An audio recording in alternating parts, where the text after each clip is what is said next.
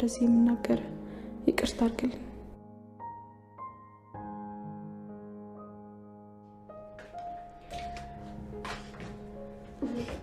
እሺ ከወንድምሽ ጋር ተጣላችሁ አይደል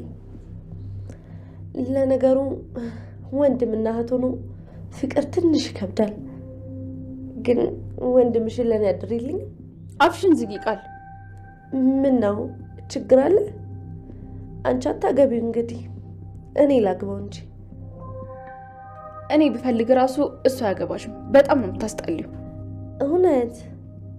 ለዛ ነው ከንፈሬን ግጥም አድርጎ ይሳመኝ ምን ባለፈው ክፍሉ ጠርቶኝ ከንፈሬን ግጥም አድርጎ ነው ይሳመኝ ምክንያቱም ደግሞ እኔ እህቱ አይደለሁ